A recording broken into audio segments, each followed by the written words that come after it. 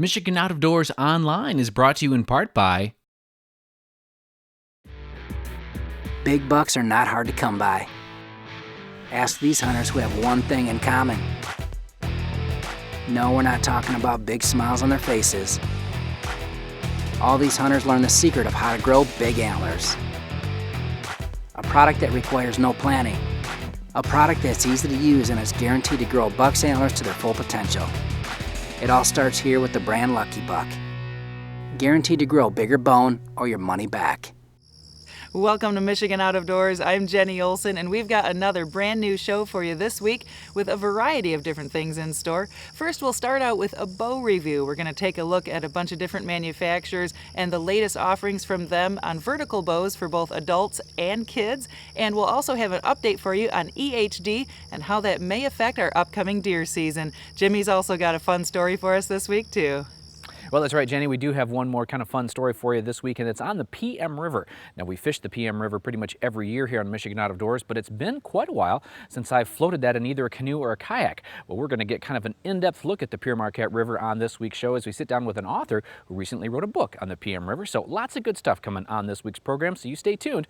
I'm Jimmy Gretzinger, and it's time for Michigan Out of Doors. From the first spring rains to the soft summer breeze, dancing on the pine forest floor, the autumn colors catch your eyes. Here come the crystal winter skies. It's Michigan, Michigan Out of Doors.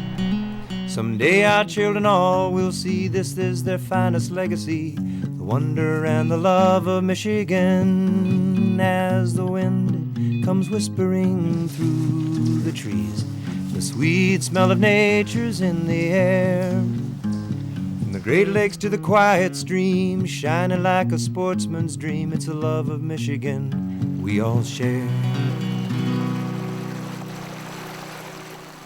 Michigan Out of Doors is presented by Greenstone Farm Credit Services, making recreational land ownership possible across Michigan and northeast Wisconsin.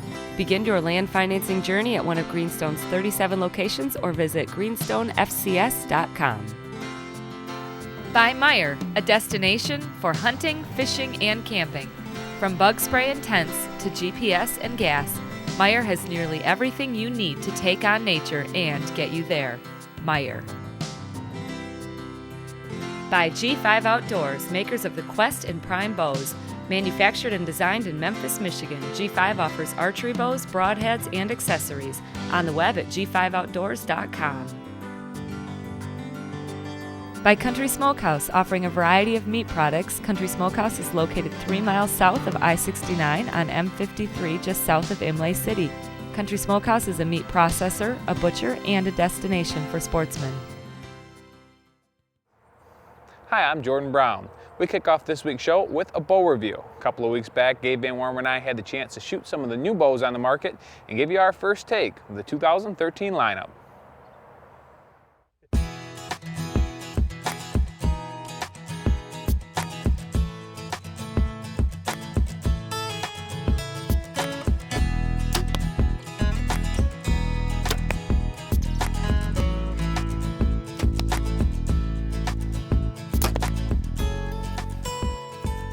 Well, bow season's only a couple of months away here in Michigan, and a lot of guys are going to be hitting the stores looking for new bows here in 2013. So we thought Gabe and I would get together, do a little bow review, and kind of give you our first take of some of the bows in this year's lineup. First up, the Prime Impact, made by G5. On first glance, this is a long, bigger bow. If you're used to a 31-inch bow or a small axle to axle, this is going to seem big. But if you're looking for an innovative bow, this is probably the most innovative bow on the market this year. When you shoot this bow, it is dead in your hand. It's probably the least amount of vibration on your hand of any bow I've ever shot. As far as some of the techie stuff goes, one of the most innovative things about this bow is the parallel cam technology. Now, you're not going to see that on any other bow that's only a prime thing, and the reason that they've done that is try to eliminate any kind of cam lean. Another feature that I really like on the Prime is this high glide, and the nice thing about this is it has no moving parts. So you're not dealing with rollers, you're not dealing with some of that stuff that might squeak in late season that all of us hunters have kind of heard or had problems with before. This has nothing that moves in it, kind of eliminates that problem. All in all, the Prime Impact is probably one of the smoothest bows on the market. Great bow.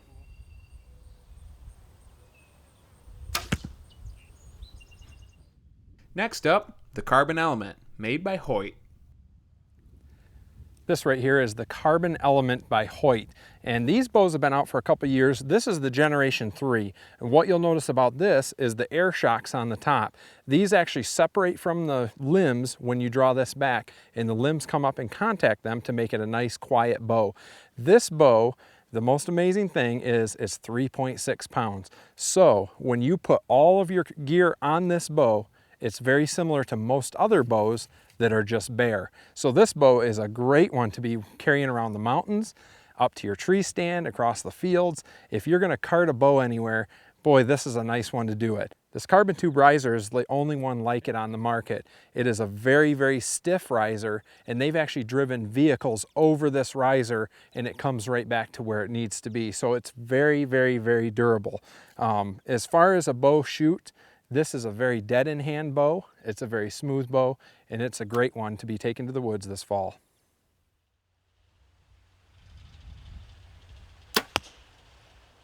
Next up, the Mission Ballistic. All right, for our next bow, we have the Mission Ballistic. Now this is what we call a price point bow. This bow retails for about $500, so if you're talking about high-end bows, it's about half as much. The nice thing about the Mission Ballistic is that it is just as fast as all of those high-end bows. It's the IBO's at 330, which is neck and neck with pretty much any of the top-end bows. And for being a short bow, it's got a relatively smooth draw. And a lot of times if you get a short, fast bow, they're pretty twangy in your hands. There's a lot of vibration. This bow does not have a lot of that for how fast it is. Now we talked about cameling when we talked about the prime bows and what they've done to kind of get rid of that. Mission has done something, I won't say similar, but they've also tried to get rid of that cameling by creating this yoke that splits the cables right at the cam, and that helps deter some of that cameling. All in all, if you're a speed guy and you're looking for a fast bow, you want to be in the 300s or somewhere in that area, the Mission Ballistic is a pretty inexpensive way to get the speed of a high-end bow with relatively smooth draw for about half the price. Next in line, the Creed, made by Matthews. Well, as you can see, we've got a Matthews bow. You can't have a bow review without a Matthews. And if you'll notice, this is the first Matthews bow that is a split limb. This bow is called the Creed, and it features the GeoGrid design that they've had for a couple years now, the roller guard that they've had before, but this one you can buy in a whole package, so it's all set up, ready to go. It comes with a rest, a sight, a quiver. It's all ready to go, just add arrows and a deer, and you're all set. This bow, though, is nice and short. It's a 30-inch bow. It features parallel limb design, so all of your forces go straight up and straight down and they cancel each other out, so it's a very, very smooth shooting bow. And at a 7-inch brace height, even at 30-inch axle to axle length, this is a very forgiving bow. So if you're looking to get out there in the woods and you want a very forgiving, smooth shooting, quiet bow, the Matthews Creed might be one you want to take a look at. Next, our first youth bow, the Hoyt Ruckus. All right, on to the youth bows. This is a Hoyt Ruckus. This is a very nice little bow. When you're dealing with youth bows, you're not getting any of the thrills that you get with the, the high-end $1,000 bows, but you're obviously paying only about a third of the price for it. The nice thing about this bow is it's got a huge adjustment range. There's actually two models. Both models go from 18 to 28-inch draw, and then one of the model goes from 10 to 40 pounds, and the other one goes from 20 to 50. So there's a little difference between the models in a poundage-wise. But you're talking 10 pounds on a bow like this, you can get a kid shooting when he's 5, 6, 7, however old. 10 pounds isn't much of a pullback at all. So it's really nice for getting someone started young. It's also a really nice bow for female archers, especially younger female archers just getting started. One of the best features about this bow, as far as parents are concerned, or even as young archers are concerned, you can make all the adjustments on this bow from home. You talk about this big gap for a draw length of 18 to 28 inches, that can all be made from home with a couple of Allen wrenches. The poundage, it can be completely adjusted at home. That's something that parents and archers alike are really going to like about this bow. All in all, nice little bow. Lastly, the Mission Craze. This right here is the Mission Craze. This is a really cool little bow, and you might think it's really little, but this bow right here will go 15 to 75 pounds, and it'll go 19 to 30 inches. And I like to tell people that you could buy this bow for your kids, and they can shoot it all the way through high school until they're ready to buy their own bow. So it's the only bow you'll be responsible for. This package is called the Pro Hunter package, and this comes with a rest, a sight, a quiver, and also a stabilizer, and it is quite a unique little setup. And everything is adjustable again, just like the Hoyt Ruckus. This bow is adjustable with just Allen screws. So you can just take out one Allen screw on the top, one Allen screw on the bottom, adjust it, change your draw weight like you need to, and you're back shooting in an instant. So for those kids that are growing like weeds, this is an ultimate bow. When it comes to bigger shooters, I can actually shoot this bow. I'm a 28-inch, 60-ish pound range, and I could actually hunt with this bow. So this will go anywhere from my kids all the way up to me and anywhere in between. There are a lot of good bows out there, and if you're in the market, make sure you take the time to shoot a few different ones. Find the one that fits you best. You just might be surprised by some of the new bows out there for 2013.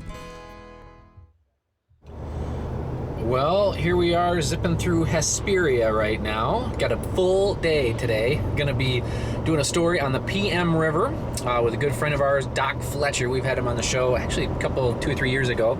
He just recently wrote a book on the PM River. So we're gonna canoe the river with him today and kind of learn a little bit more about that. And then after that, I'm getting off the river and heading to Beaver Island, taking the plane over tonight and doing some fishing over there tomorrow for some smallmouth and some carp. So it is a fun couple of days here in Michigan's Out of Doors. So stay tuned because we've got a lot of action coming in the next couple days. Today, as we got ready to hit the water, we did not have rod and reel. Today was about the river, and we started at one of our state's largest canoe liveries. We've been here since 1968. My parents started the business back then and started with about 30 canoes and built it up to about 400 watercraft and have diversified from canoes into a tremendous amount of kayaks, rafts, some tubes. And yeah, we've been here a long time. And Jeff's had some pretty interesting questions from some of his customers over the years. I think the one you said, there was a group of folks who asked if the river goes around in a circle so that it comes right back where it dropped off. And wasn't there 4 good-sized young ladies who had their raft caught on a large rock and called you guys we on a cell? put them on the water, and about 45 minutes after we did, I got a phone call. And it was, we're stuck on a rock. Can you come help us? Oh, that's great. Yeah, and we get a lot of people, not a tremendous amount, but we get a few that look at the river, and it's obvious it has a good current, but their question is, which way do we go? And we just tell them, you get in, you'll figure that out right away. Other than myself and Doc, we had Cam and Perry Vimiris and Paul Piente with us today. Now, Doc knows this river very well, and I really learn a lot when hitting the water with him. Today we're in northwest part of the Lower Peninsula, right about here. We're 75 minutes to the south of Traverse City and about 75 minutes north of Grand Rapids, 3 miles to the southeast of downtown Baldwin. We're in Lake County, home to 3 of the finest rivers in the entire United States. We have the Pine River, the Little Manistee, and the river we're along the banks of today, the Pere Marquette. Where we're at this morning is the very beginning of the Pere Marquette, its headwaters, where 2 tiny creeks come together. Coming in from the right over here is the Little South Branch, and from the left is the Middle Branch. And where they come together, it's called the Forks. It's a federally designated wild and scenic river, and less than 0.25% of all rivers in the United States have that designation. In part, it's because a trip down the river is wonderfully wide open. There's not a single dam along the way, and that's the only major river in the Lake Michigan watershed that is unimpeded by a dam. And because of that reason, this river is great for multiple day trips. No dam you have to paddle around. There's 5 campgrounds you can paddle right up to, plus 5 a short drive away. 18 well-marked public access points. And maybe as important as any of those facts, if you are anywhere in the Pere Marquette River along the banks, if you turn your radio dial to 97.3 FM, you can pick up the Tiger game. So, having said that, let's do some paddling. Well, you know the guy you wish was on every trip down the river you take? Well, that would be Doc Fletcher. He has written many books, which we will talk about later, but his love of paddling is contagious, and his knowledge of the river makes the float not only fun, but informative as well. So we're paddling the first 5 miles of the 65 miles of the Pere Marquette today. Sandy, shallow river bottom, about half a foot, 3 feet deep, and 20 to 50 feet wide. Letting you know you're 1 mile into the 5-mile journey, which should take us about 2 hours today. So 20 minutes into the 2 hours. Over on the right, we have the log cabin that lets you know you're at the Shrine of the Pines. Shrine of the Pines is basically a collection of white pine creations by a fellow named Bud Overholzer that he built from the 1930s to the 1950s. One of the ones that's most impressive, from a 700-pound white pine stump, he built a table. I'm guessing on furniture rearranging day, Bud made sure he was down on the river. So 1 mile into the 5-mile journey, and just downstream you can hear the traffic from the M37 bridge, and that's the second public access point on our Pere Marquette journey today. So if it's been a while since you paddled a river, let me give you just a few moments about what makes this kind of trip so special.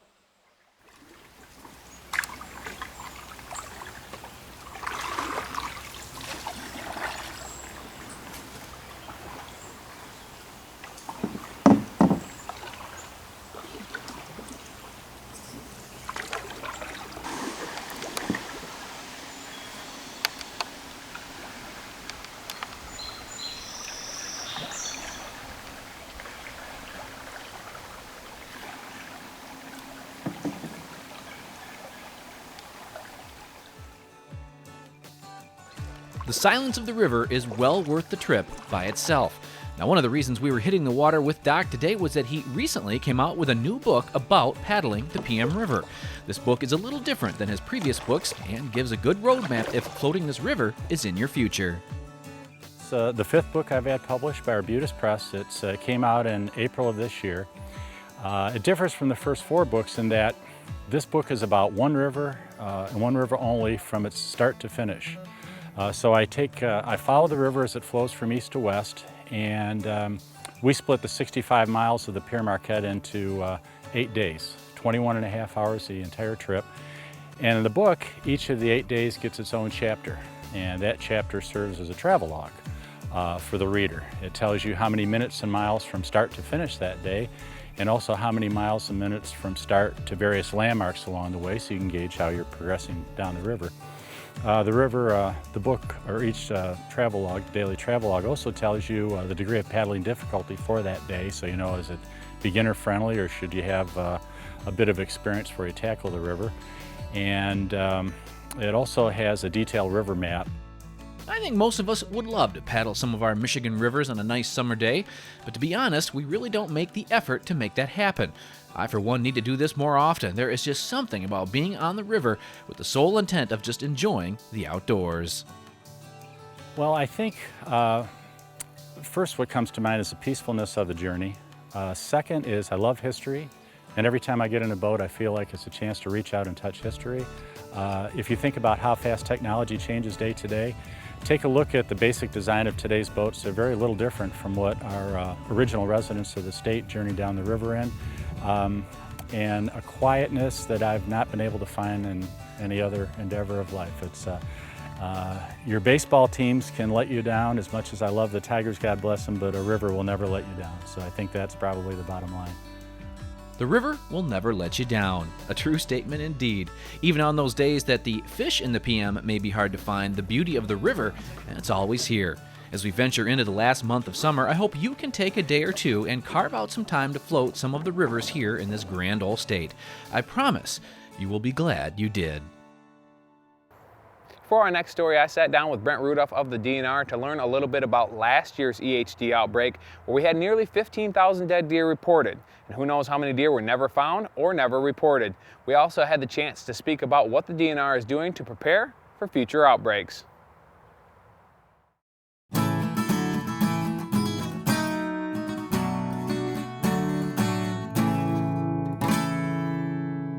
We we saw last year's EHD, epizootic hemorrhagic disease outbreak, was the worst ever experienced in Michigan and in many states in the Midwest. The reason was the pronounced drought that we had. The extremely high temperatures and the dry weather drew down rivers, ponds, and left a muddy margin all around their banks. And that type of saturated soil or mud flats is where the midges that carry this disease breed. So it just multiplied the number of midges that were available, multiplied the odds that you'd have outbreaks experienced. We tried to kind of set expectations for that, let people know if they're in an area with an EHD outbreak, they might see a lot less deer when they went out to hunt, that coming fall last season. But many folks still were, maybe their expectations were tempered a little bit. There might have been fewer deer, but still more than they expected. So overall, we didn't get a really bad report on last year's season. And actually, as we summarize our harvest survey results here within the last month or so, we saw buck kill in southern Michigan was pretty close to what it was the year before. Antlerless kill dropped quite a bit, and that suggests that maybe hunters added a little bit of a conservative approach, not wanting to take additional deer. But it still seemed to be a slower than usual season, but overall hunters seem to, I think, probably be pleasantly surprised given what they maybe expected in some places. Last year's EHD outbreak has a lot of hunters concerned about the possibility of another outbreak this fall. And although this year doesn't appear to be as conducive to this disease as last year, predicting an outbreak can be very difficult, and there are several variables involved.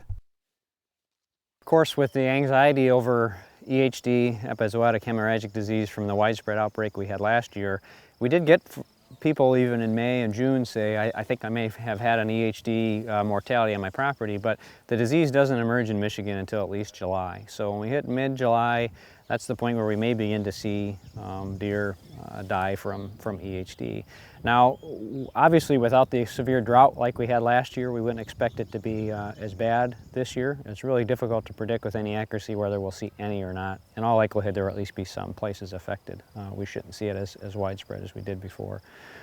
It's always difficult for, whether in Michigan or other states, for the agency to predict how deer are going to respond down the road because, again, this is such a locally significant disease in some places, and yet a lot of what we do is monitor at a county scale or larger. So most places we've seen 2 to 3 years after even severe widespread outbreaks in a given county, you begin to see numbers recovered at least close to what they were before in terms of looking at things like deer sightings and deer taken. We are, though, engaging in a research project up in the Maple River area in Michigan, right around one of the largest outbreaks we had, to monitor local deer numbers. This isn't necessarily a tool we're going to be able to apply everywhere, but we just want to get a better sense of, over the next several years to come, what do deer numbers seem to do in response to following a significant outbreak that we know occurred in that area. So that's a project we're doing in cooperation with folks in the Fisheries and Wildlife Department at Michigan State University, and getting a lot of support from local hunters in that area to help get advice and even volunteering on helping provide some of the labor for that project. There's little that the DNR or individuals can do to prepare for an EHD outbreak, but it's important to understand the long-term effects of this disease, especially when establishing harvest numbers for your local deer herd. Hopefully this new research project, coupled with the newfound knowledge among hunters about this disease, will help us better understand EHD. Thanks for joining us this week for Michigan Out of Doors. If you missed any part of the show or you'd like to check it out again, you can always do that on our website at michiganoutofdoorstv.com. Speaking of online, you can always check us out on our Facebook page too. Jimmy, Jordan, and I are on there on a daily, weekly basis, checking in, letting you know what's going on, and all of our viewers are on there too, keeping you in touch with what's happening around the state. That's on Facebook at Michigan Out of Doors TV. Jimmy's been working on some fun stuff coming up for us over the next couple of weeks too. Well, that's right, Jenny. Lots of good stuff coming over the next several weeks here on Michigan Out of Doors. We've recently been out on Lake Michigan doing some fishing, out on Lake Huron. We just recently taped a story on fishing for gar with hook and line with a couple of father and son teams. So lots of good stuff coming. And I was recently out on Beaver Island trying to get a story out there on sight fishing for both carp and smallmouth. Well, the weather was so bad we really couldn't quite put that together. In fact, I was actually stuck on Beaver Island for a couple couple of extra days. But let me tell you, if you have to pick a spot in Michigan to be stuck for a couple days, Beaver Island is a pretty good spot. So lots of good stuff coming over the next several weeks here in Michigan Out of Doors. There's so much going on right now in our great state. Hunting seasons are just weeks, months away, and the fishing is good right now. There's so much to be doing here in the state of Michigan. So get out and enjoy this grand old state, and hopefully we'll see you right back here next week on your PBS station. Michigan Out of Doors is presented by Pictured Rocks Boat Cruises of Munising, exploring Lake Superior's Pictured Rocks National Lakeshore with its sandstone cliffs, caves, waterfalls, and lighthouses. Pictured Rocks Boat Cruises on the web at picturedrocks.com. By Rosie Brothers. Located in Dryden, Michigan, Rosie Brothers has been serving Michigan for over 40 years.